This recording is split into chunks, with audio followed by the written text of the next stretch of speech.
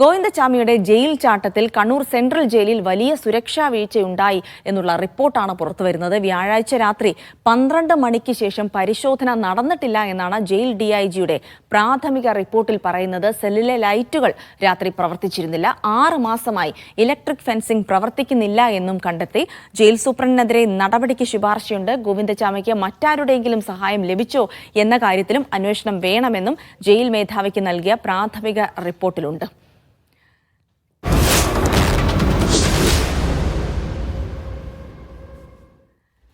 സുനിൽ ഐസക് കണ്ണൂരിൽ നിന്ന് വിവരങ്ങൾ നൽകും. സുനിൽ, ഇപ്പോൾ പ്രാഥമിക റിപ്പോർട്ട് പുറത്തു വന്നിരിക്കുമ്പോൾ വലിയ വീഴ്ച ജയിൽ അധികൃതരുടെ ഭാഗത്തുനിന്നുണ്ടായിരിക്കുന്ന ഒരു റുട്ടീൻ പരിശോധന അവിടെ നടന്നിട്ടില്ല, ഇലക്ട്രിക് ഫെൻസിംഗ് പ്രവർത്തിച്ചിരുന്നില്ല, രാത്രി സെല്ലിൽ ലൈറ്റ് പോലും ഉണ്ടായിരുന്നില്ല എന്നൊക്കെ പറയുമ്പോൾ വളരെ ഗുരുതരമായ വീഴ്ചയാണ്. അപ്പോൾ മാസങ്ങൾ നീണ്ട ഇയാളുടെ ആസൂത്രണം ഒരാളുടെ പോലും ശ്രദ്ധയിൽപ്പെട്ടില്ല എന്ന് പറയുമ്പോൾ തന്നെ അതിലൊരു അസ്വാഭാവികത കൂടിയുണ്ട്. സുനിൽ, ഇനിയുള്ള അന്വേഷണങ്ങൾ, നടപടികളൊക്കെ ഏത് വഴിക്കായിരിക്കും?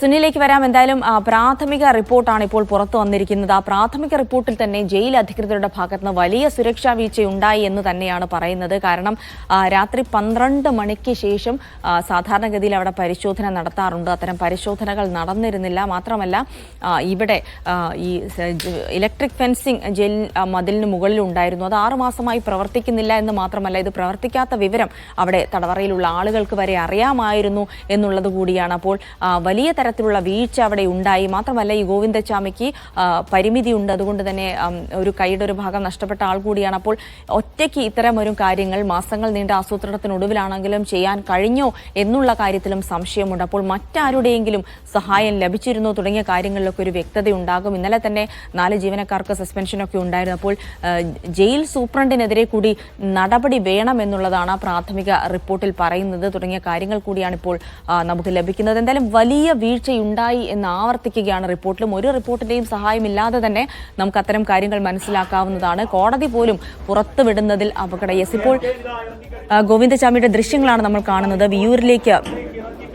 വിയൂർ ജയിലിലേക്കാണ് ഗോവിന്ദചാമിയെ മാറ്റുന്നതെന്നാണ് മനസ്സിലാക്കുന്നത്. അതിൻ്റെ ഒരു ദൃശ്യങ്ങൾ കൂടിയാണ് നമ്മളിപ്പോൾ കണ്ടുകൊണ്ടിരിക്കുന്നത്. എന്തായാലും വളരെ സുരക്ഷാ സന്നാഹങ്ങളോടുകൂടിയാണ് ഗോവിന്ദചാമി ഇപ്പോൾ വിയൂരിലേക്ക് മാറ്റുന്നത്. നമുക്കറിയാം, ഗോവിന്ദചാമിയുടെ കേസുമായി ബന്ധപ്പെട്ട് പുറത്തുവിടുന്നത് വളരെ അപകടകരമാണ് എന്ന് കോടതി പോലും നിരീക്ഷിച്ച ഒരു പ്രതിയാണ് ഇങ്ങനെ അനായാസേന ജയിൽ ചാടി പോയത് എന്നുള്ളത്. എത്ര വലിയ സുരക്ഷാ വീഴ്ചയാണെന്ന് അതൊരു അന്വേഷണ റിപ്പോർട്ടിൻ്റെയും അടിസ്ഥാനത്തിലല്ലാതെ തന്നെ പറയാൻ കഴിയുന്ന കാര്യം കൂടിയാണ്. സുനിൽ ഐസക് ചേരുന്നുണ്ട്. സുനിൽ, എന്തായാലും വലിയ സുരക്ഷാ വീഴ്ച ഉണ്ടായി എന്ന് ഒരു അന്വേഷണ റിപ്പോർട്ടിന്റെയും പിൻബലമില്ലാതെ തന്നെ നമുക്ക് പറയാൻ കഴിയുന്ന സംഭവ വികാസങ്ങൾ തന്നെയാണ് ഇന്നലെ നടന്നിരിക്കുന്നത്. എന്തായാലും ആ കാര്യങ്ങളൊക്കെ ശരിവെച്ചുകൊണ്ടുള്ള അന്വേഷണ റിപ്പോർട്ടാണ്. അപ്പോൾ അതിൽ കൂടുതൽ നടപടികൾക്ക് സാധ്യതയുണ്ട്, കൂടുതൽ അന്വേഷണങ്ങൾക്ക് സാധ്യതയുണ്ട്. അപ്പോൾ അത്തരം കാര്യങ്ങളിലേക്കൊക്കെ ആയിരിക്കും ഇനി കടക്കുക. ഇനി എന്തൊക്കെയാണ് പ്രതീക്ഷിക്കേണ്ടത്? റിപ്പോർട്ടിന്റെ വിശദാംശങ്ങൾ എന്തൊക്കെ സുനിൽ?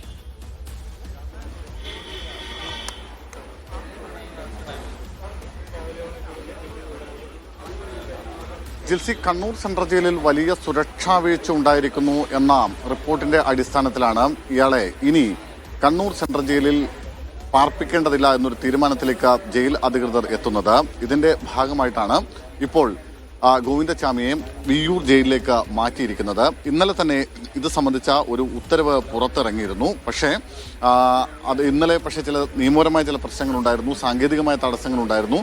ഇതേ തുടർന്നാണ് ഇന്നലെ ഇയാളെ മാറ്റാതിരുന്നത്. കാരണം കണ്ണൂർ ടൗൺ സ്റ്റേഷനിൽ രജിസ്റ്റർ ചെയ്ത ഒരു കേസുണ്ട്. അതായത് ഇയാളുടെ ജയിൽ ചാട്ടവുമായി ബന്ധപ്പെട്ട കേസ് രജിസ്റ്റർ ചെയ്തത് ടൗൺ സ്റ്റേഷനിലാണ്. അതിൻ്റെ നിയമ നടപടിക്രമങ്ങളൊക്കെ പൂർത്തിയാക്കേണ്ടതുണ്ടായിരുന്നു. അതേ തുടർന്ന് അയാളെ ഇന്നലെ മൊഴിയെടുക്കുകയും അതുപോലെ തന്നെ തെളിവെടുപ്പ് നടത്തുകയും ഒക്കെ ചെയ്തതിന് ശേഷമാണ് Kannur judicial first class magistrate കോടതിയിൽ വൈകിട്ട് 5:30 ശേഷമാണ് ഹാജരാക്കുന്നത്. തുടർന്ന് അയാളെ 14 ദിവസത്തേക്ക് റിമാൻഡ് ചെയ്ത് കണ്ണൂർ സെൻട്രൽ ജയിലിലേക്ക് അയക്കുകയാണ് ചെയ്തത്. അതുകൊണ്ട് തന്നെ ഇന്നലെ രാത്രി ഇയാളെ വിയൂരിലേക്ക് മാറ്റുന്നതിൽ ചില പ്രശ്നങ്ങളുണ്ട്. അതുകൊണ്ട് അത് ഇന്നത്തേക്ക് മാറ്റുകയായിരുന്നു. ഇന്ന് പുലർച്ചെ മാറ്റാം എന്നൊരു തീരുമാനത്തിലേക്ക് ജയിൽ വകുപ്പ് എത്തുകയും ചെയ്തു. അതിന്റെ അടിസ്ഥാനത്തിലാണ് ഇപ്പോൾ അല്പസമയം മുമ്പ്, ഏതാനും മിനിറ്റുകൾക്ക് മുമ്പ്, ഗോവിന്ദചാമിയെ വിയൂർ സെൻട്രൽ ജയിലിലേക്ക് മാറ്റിയിരിക്കുന്നത്. ഇയാളും ഇയാളുടെ സഹതടവുകാരനും ചേർന്ന് കഴിഞ്ഞ 10-28 ദിവസങ്ങളായി ആസൂത്രണം ചെയ്ത ഒരു ആസൂത്രണത്തിന് ഒടുവിലാണ് ഇന്നലെ ഗോവിന്ദചാമി ജയിൽ ചാടുന്ന ഒരു സാഹചര്യം ഉണ്ടാവുന്നത്. അതിലേക്ക് നയിച്ച സാഹചര്യങ്ങളുമായി ബന്ധപ്പെട്ടുകൊണ്ട് വിശദമായ ഒരു റിപ്പോർട്ട് ഇന്നലെ ജയിൽ DIG ജയിൽ മേധാവിക്ക് നൽകിയിട്ടുണ്ട്. ആ ജയിൽ മേധാവിക്ക് നൽകിയ റിപ്പോർട്ടിൽ ഗുരുതരമായ സുരക്ഷാ വീഴ്ച കണ്ണൂർ സെൻട്രൽ ജയിലിൽ ഉണ്ടായിരിക്കുന്നു എന്നാണ് കണ്ടെത്തിയിരിക്കുന്നത്. അതായത് ഇന്ന് മുഖ്യമന്ത്രി ജയിലിലെ സുരക്ഷയുമായി ബന്ധപ്പെട്ടുകൊണ്ട് ഒരു യോഗം തിരുവനന്തപുരത്ത് വിളിച്ചു ചേർത്തിട്ടുണ്ട്. ആ യോഗത്തിന് മുന്നോടിയായിട്ടാണ് ഇത്തരത്തിൽ ഒരു റിപ്പോർട്ട് ജയിൽ DIG കൈമാറിയിരിക്കുന്നത്. ആ റിപ്പോർട്ടിൽ ഗുരുതരമായ ചില ആരോപണങ്ങൾ, ഗുരുതരമായ ചില ആക്ഷേപങ്ങൾ ഉന്നയിക്കപ്പെട്ടിട്ടുണ്ട്. അതിൽ പ്രധാനപ്പെട്ട കാര്യമെന്ന് പറയുന്നത് ജയിലിലുണ്ടായ സുരക്ഷാ വീഴ്ചയെക്കുറിച്ച് അക്കമിട്ട് കാര്യങ്ങൾ നിരത്തുന്നു എന്നതാണ്. അതായത് ഗോവിന്ദച്ചാമി ജയിൽ ചാടിയ വ്യാഴാഴ്ച രാത്രി 12 മണിക്ക് ശേഷം കണ്ണൂർ സെൻട്രൽ ജയിലിൽ രാത്രി പരിശോധന നടന്നിട്ടില്ല എന്ന് ഈ പരിശോധനയിൽ കണ്ടെത്തിയിരിക്കുന്നു എന്നതാണ് ഏറ്റവും പ്രധാനപ്പെട്ട കാര്യം. സാധാരണഗതിയിൽ ഈ DB ബ്ലോക്കുകൾ എന്ന് പറയുന്നത് വലിയ, എപ്പോഴും ശ്രദ്ധ വേണ്ടുന്ന, എപ്പോഴും ആളുകൾ സെക്യൂരിറ്റി ഉണ്ടാവേണ്ട സ്ഥലമാണ്. അവിടെ പക്ഷേ രാത്രി 12 മണിക്ക് ശേഷം സെക്യൂരിറ്റിയും ഉണ്ടായിരുന്നില്ല, മാത്രവുമല്ല പതിവ് പരിശോധനയും ഉണ്ടായിരുന്നില്ല എന്ന് ഈ റിപ്പോർട്ടിൽ പറയുന്നുണ്ട്. ഒപ്പം സെല്ലിലെ ലൈറ്റുകൾ രാത്രി പ്രവർത്തിച്ചിരുന്നില്ല എന്ന മറ്റൊരു ഗുരുതരമായ കണ്ടെത്തൽ കൂടി ഈ റിപ്പോർട്ടിലുണ്ട്. സെല്ലിലെ കമ്പി മുറിച്ച ആയുധം കണ്ടെത്താതിരുന്നത് സെല്ലുകളിൽ കൃത്യമായ പരിശോധന നടക്കുന്നില്ല എന്നതിന്റെ കൃത്യമായ തെളിവാണ് എന്നുകൂടി ഇതിൽ പറയുന്നു. 28 ദിവസമായി സെല്ലിലെ കമ്പി മുറിക്കാൻ ഉപയോഗിച്ച ആയുധം ഈ സെല്ലിനുള്ളിൽ ഉണ്ടായിരുന്നു. പക്ഷെ അത് കണ്ടെത്താൻ കൃത്യമായി ജയിൽ അധികൃതർക്ക് കഴിഞ്ഞില്ല. അതിന്റെ കാരണം കൃത്യമായ പരിശോധന സെല്ലിനുള്ളിൽ ഉണ്ടാകാതിരുന്നത് കൊണ്ടാണ് എന്നുകൂടി ഈ റിപ്പോർട്ടിൽ പറഞ്ഞു വെക്കുന്നുണ്ട്. മാത്രമല്ല 6 മാസത്തിലധികമായി ഇലക്ട്രിക് ഫെൻസിംഗ് സംവിധാനം പൂർണ്ണമായും തകരാറിലായിട്ടാണുള്ളത്. അത് സംബന്ധിച്ച് ഇത് തകരാറിലായിട്ടുണ്ട്. അതിന്റെ കാരണങ്ങൾ സംബന്ധിച്ച് ജയിൽ വകുപ്പിലെ ഉന്നതർക്ക് ജയിൽ സൂപ്രണ്ടിന്റെ ഭാഗത്ത് നിന്ന് ഒരു റിപ്പോർട്ട് പോലും ഇത്രയും കാലമായിട്ട് ലഭിച്ചിട്ടില്ല.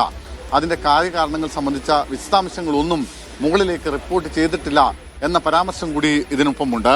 മാത്രമല്ല ഗോവിന്ദച്ചാമിക്ക് ജയിൽ ചാടുന്നതിനായി ജയിലിനകത്തോ പുറത്തോ ആരുടെയെങ്കിലും സഹായം ലഭിച്ചിട്ടുണ്ടോ എന്നത് സംബന്ധിച്ച വിശദമായ അന്വേഷണം വേണമെന്ന ഒരു നിർദ്ദേശം കൂടി ഈ റിപ്പോർട്ടിൽ മുന്നോട്ട് വയ്ക്കുന്നു. മാത്രമല്ല മറ്റൊരു കാര്യമുള്ളത്, ഇപ്പോൾ നിലവിൽ ഈ സംഭവവുമായി ബന്ധപ്പെട്ടുകൊണ്ട് 4 ഉദ്യോഗസ്ഥരെയാണ് സസ്പെൻഡ് ചെയ്തിരിക്കുന്നത്. അത് പാറാവ് ഡ്യൂട്ടിയിലുള്ള 4 ഉദ്യോഗസ്ഥരെയാണ്. അതിനപ്പുറത്തേക്ക് ജയിൽ സൂപ്രണ്ട് അടക്കമുള്ള ആളുകൾക്കെതിരെ ഈ വിഷയത്തിൽ, ഈ സംഭവത്തിൽ നടപടി വേണമെന്ന ശുപാർശ കൂടി ഈ റിപ്പോർട്ടിലുണ്ട്. എന്തായാലും ഈ റിപ്പോർട്ട് ഇന്നലെ തന്നെ ജയിൽ DGPക്ക് കൈമാറിയിട്ടുണ്ട്. ആ റിപ്പോർട്ടിന്റെ വിശദാംശങ്ങൾ ഇന്ന് ചേരുന്ന യോഗത്തിന് മുന്നോടിയായി, മുഖ്യമന്ത്രി വിളിച്ചു ചേർത്തിട്ടുള്ള യോഗത്തിന് മുന്നോടിയായി തന്നെ ഇത് ആഭ്യന്തര വകുപ്പിന് കൈമാറുമെന്നാണ് നമുക്ക് ലഭിക്കുന്ന വിവരം. അങ്ങനെയാണെങ്കിൽ ഇന്ന് തന്നെ ജയിൽ സൂപ്രണ്ട് അടക്കമുള്ള ആൾക്കാർക്കെതിരെ നടപടി ഉണ്ടാകുമെന്നാണ് ലഭിക്കുന്ന വിവരം.